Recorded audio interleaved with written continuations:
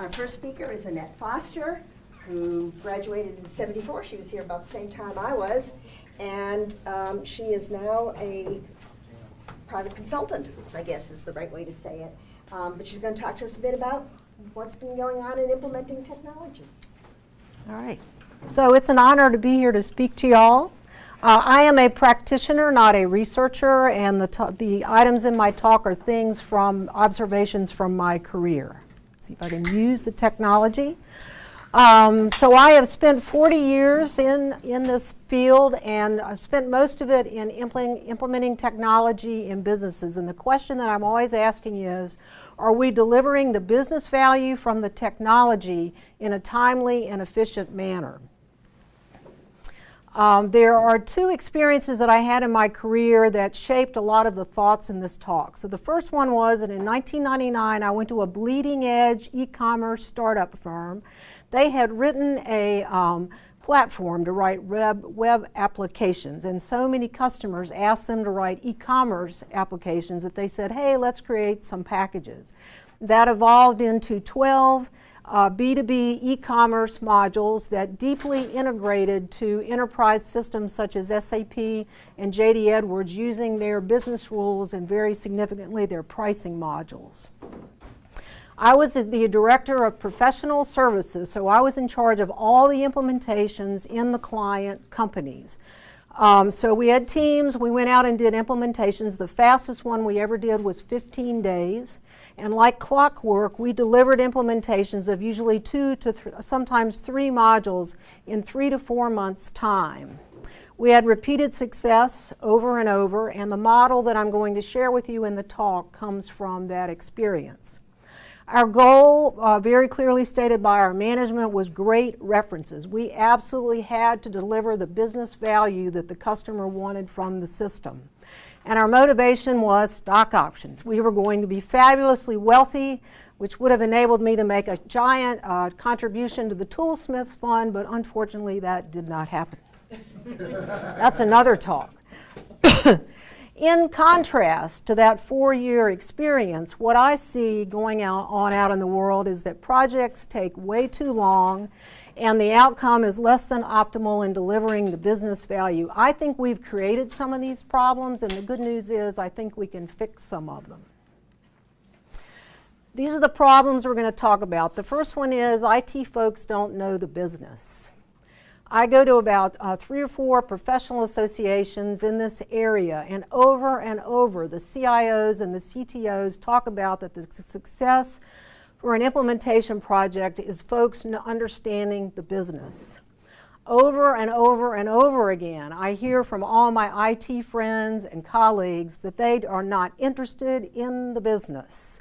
The number I originally had on this slide was 95 to 98%. I thought I'd cut them a little slack. They all say they love the technology.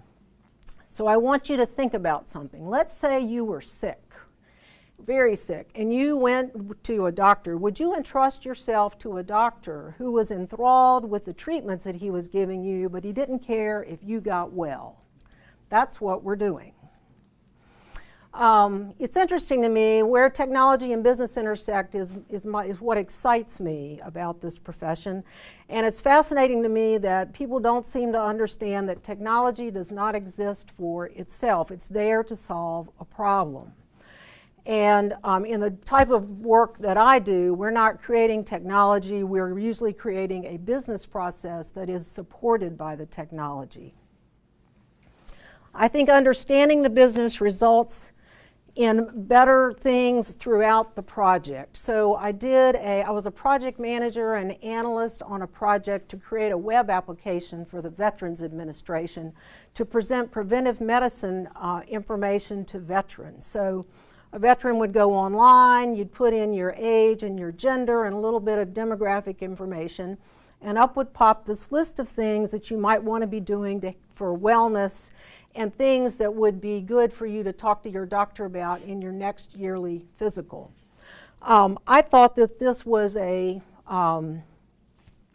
business model that was pretty easy for a layman to understand. So the developer who was working, one of the developers on the project, very bright guy, great developer, great designer. He could care less about the business. Even as simple as this was to understand, he didn't want to think about it. Over and over, I saw him make small decisions on things he would choose to display or not display on the screen, or where he would put them. And he actually made some significant bad decisions in the architecture of the system and in something that I just forgot. Anyway, something. And when I would try to correct these, he would, if he wouldn't do it when I said to do it, when we had a focus group with the users, they would make him change them. Okay. At the e-commerce firm, the vice president would come down to our professional services group once a quarter, explain the goals of the startup company, exactly where we were going, and explain the significance of each of the implementations we were doing in the client sites. This was very motivating and really made us want to understand not only our own business, but their businesses. Unfortunately, I don't see anything being done. The CIOs and the CTOs are saying this is incredibly important. I don't see anything or hear about anything being done on this, and I'm interested to hear if y'all have ideas on that. From a project standpoint, however, you can understand the business. And the way that we did this was by having a discovery workshop to start each project and using an agile method that I'll describe to you. Okay. The discovery workshop. You put all the project stakeholders in the room, from the highest level executive down to the lowest level clerk, plus all the IT people on the project. You put them in a room for a day and you gather business requirements. So we did a project with an apparel firm in Florida that had a uniform division. So if you happen to be a business and you require your employees to wear uniforms, you may use one of these two systems. An allotment is that you say, in a year I'm going to give you 2 shirts, a belt, and a pant for your uniform, or I'm going to give you an entitlement. So I'm going to give you $200, and you get to purchase whatever part of your uniform you need over that year at wholesale prices. And typically, the firm tracked that by itself, usually by hand. Some guy in purchasing collated the order together, placed a big order, and then somebody had to dole it out to everybody when it arrived. So the president comes into the discovery workshop, and he says, he comes in, and there's a lot of salespeople in the workshop, and he says, cut off your cell phones, shut your laptops. This is the most important work you will do of any day this entire year. And he said, our biggest competitor has developed a web application to take the orders for allotments and entitlements, where they completely take over the management of that system for their customers, and they do it online. They had taken 25% market share from this company in the last 6 months. And he said, if we don't get this done, we will be out of business in the next year. So we developed a project goal to have an implementation of a web application for this, and we're bopping along defining these things that I have on here. And I'm always saying, please, people, tell me about the risks. Don't worry, it isn't being a team player. What can go wrong? So I put up the team slide, and there was a developer who was there. He was out of college by 6 months, and he had been, he was just out of college, and he'd been with the company for 6 weeks. He was very shy. He terrifiedly holds up his hand, and he says, I see myself on the team slide as a Java developer. He goes, I don't know Java. So the other thing I should back up and say, we created a project goal that said we would have this implemented, the president told us to do this, by the first week of December for the largest trade show in the industry for them to show. It was currently the first week of September. So we're bopping along. The next few hours of the workshop, you're designing the new business process and the technology. So about 3 hours into this design, this same fella holds up his hand and he goes, I need to ask you a question. And I said, okay. And he says, now if I'm understanding correctly, we bought an e-commerce module from you, and you're going to use the data and the pricing and the business rules that are in the entitlement and allotment system that my company is writing. And I said, that is correct. And he said, that system will not go live until December 15th. And I went, oh. So while we were in the workshop, 3 vice presidents huddled in the back and figured out how to pull that go live back by 2 weeks so we could make this deadline. So I've been doing these workshops. I will not take on a project if I'm not allowed to do a discovery workshop for it. I've been doing it since 1999 and it's never failed to give a tremendous result. That's the beginning of, there is an agile method specifically for business implementation. So you do your discovery workshop, you get about 80% of the business requirements, and you put them in and you group them together in business functions. You select one to be first, a comprehensive business function, and you go away and develop that on the first iteration. That iteration lasts anywhere from 2 to 6 weeks, whatever the estimate says that it is. You present that live code to a focus group. The focus group consists of everyone in the discovery workshop, plus in this case, the outside customers were invited to see it. You get changes out of the workshop, out of the focus group. Then you take those changes and you take your second group of, your second business functionality piece and do a second iteration and go through the process.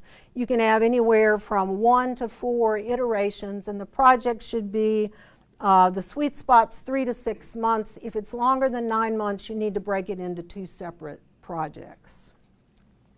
The other thing that we did that was very effective was we estimated by business function, not by IT construct, and we would present the estimates to the business people and they would simply pick and choose what they wanted to afford in time and money. So now we're going to talk about teams, how teams have changed over time. Back in the beginning of my career, I had the opportunity once or twice to write a complete system, just me. I was the team. And if we remember what we learned in school, adding more men then lengthens, not shortens the schedule. I often ask myself, is not the team of one of the most efficient teams that you can have? And I think the best part about it was one person was resolving the discrepancies and the disputes. This is no longer realistic. Technology is much more sophisticated, complex, etc. So a typical implementation team in a business has all the team members that are listed over there, and unfortunately now has these characteristics on the left that we're going to talk about. One of my colleagues says she thinks this is actually the biggest problem she has in implementations is not dedicated team members. So when you have a team, you go, okay, I'd like to get this person to be my developer full time. And the answer comes back, no, you can't have him 100%, but instead I'll give you 2 people half time. So Weinberg proposes that you only get 40% out of that half-time person because they'll spend 20% of their time flipping between projects, and it goes up and up as there are more projects. Each person is less productive. Don't ask me how to get rid of that thing.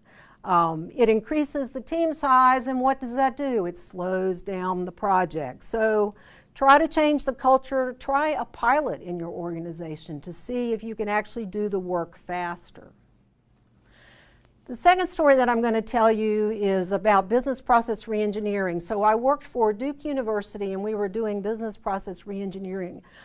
If you have ever automated something that was convoluted or crazy, business process reengineering is nirvana, because before you automate, you look at the process and you change it to be new and streamlined and up to date and doing exactly what you want it to do, and then you automate it. So at Duke, we were automating purchasing. This was the purchasing sequence, and it could take up to 67 days to order some goods and services at Duke. Business process reengineering has a methodology. Step 1 is to study the current process in incredible detail and identify the places with your problems and your delays. Exactly where did those 67 days go? the first place you're supposed to look where you will find, over 50% of your problems is the handoff from one department to another or one person to another. And they call the departments silos. Guess what? Implementing technology in a business is a process. And with the specialists that we now have, we have created silos. And I'm here to tell you, in my 40 years of experience, I believe that the miscommunications, the problems, the omissions, etc., come in the handoffs from one person to the next. Another thing that's very startling to me is that there's incredible specialization of roles. So many people I talk to, whatever role they're in, that's the only role they ever want to do. So developers never want to do analysis, and just as an aside, they never want to test. Business analysts never want to be, God forbid, a project manager. And then I've met project managers who've never even been in information technology. I don't know how they manage when they don't actually have any clue what everybody else is doing. So there's less evolution or promotion from one role to the next. So they've lost the knowledge of what the other team members are doing. I think the really, really sad thing about this is, to me though, they've significantly limited their career path. Anyway, it increases the team size, it slows down the project. When you're hiring, can you look for people who have experience in greater than one role? Can you encourage them to learn greater than one role? So at the e-commerce firm, my boss came to me and said, we have made a ton of new sales and we're going to have all this implementation work. In the next 3 months, take literally anybody you think is capable and train them to be a project manager. So over the next 3 months, I trained 2 developers and 3 SAP specialists to be project managers on site at their client, mentoring them through their first project management role. And as a personal favorite, make everybody on the team test. I think as soon as everybody tests, they will each do their roles better because they'll see the problems they create. Okay. What did I just do there? I went backwards. All right, sorry about that. Okay. Business process re-engineering. After we did the re-engineering, we had the implementation team. We asked for this one guy from purchasing to be on the team 100%. And they came back and said, no, we'll give you 3 or 4 people a day, a week. And part of it was political. We want to spread the knowledge of the new way among more people, to have more people to train, but the reality is they also were against the re-engineering and they wanted to slow us down, which it did. When you have a really, really large team, you can think about breaking the large team into sub-teams by business function, which is what we did on that implementation. And you can have a core team and an extended team. So if the users are part-time, maybe at least the core technology people are full-time. It's a big corporate pressure to get projects started. So they have on the list that they want to do something significant in the corporation, and they don't want to hear, well, let us finish stuff and start that in 3 or 4 months. And so I see so many people start more and more projects, so there's more and more going on simultaneously. Other industries are recognizing sooner than we are that you're just going to slow all of the projects down. So at this one Air Force base, the consultants came in. All they recommended was cutting in half the number of planes being repaired at the time. And in the next year, they were back to running a good cycle. So to summarize, ideally you have smaller projects, fewer simultaneous projects, small, dedicated, motivated teams, and use discovery workshops and Agile for business implementation to deliver the desired business value. So I'm fascinated to hear what any of y'all have to say about whether you've seen some of this or have some things you've fixed, maybe. Thank you. Questions or comments for Annette? None of us are business people. We just like the software. We don't care about That's it. We don't care. Yes. Have you read Andy Hunt's from the Pragmatic Programmers series? He had one on programming your wetware, and a lot of that has the performance is to minimize the context switching on a daily level, on an hourly level, etc. And that context. So I think what you were saying earlier about the context switching of multiple projects, multiple people on the, you know, instead of one person, you had 3 people, Yes. and their context switching. That book said a whole lot about that. You may want to. Okay. I can loan you my copy. Super. Sesame Inspector? Okay, yes? Yes, two things. One is a comment. You were talking about executives coming down and giving their pitch about how important products. Very similar to a methodology that came out of Carnegie Mellon University, the Software Engineering Institute, called Team Software Process. And that's a basic technology, software technology that's used, particularly in the DoD context, but more likely in the government context. It's been proven to be a very effective way. Okay. The second thing is, have you ever heard of software inspections? Software inspections. Software inspections are a methodology that came out of IBM in the late 70s already. Okay. Static testing, or where people actually look at code or requirements documents, and it's a good way to pass around the technology, all right, so that you get people that can be in different models of roles and so forth. I Okay. use it on Is that projects. like a code review or something It's different? It's a metrics-based code review. That's what it Ooh, comes down to. You okay. keep data, and all right, so you see how good your process is, not only the inspection, but the development process. You know what your defect density is, how many defects per 1,000 lines of code, or Okay. how many pages, defects per pages of requirements. It's a very powerful technology. Wow, that's cool. In combination with testing, it can bring up basically your defect detection rate up to about 97%, Okay. which means you're only shipping 3%. Ooh.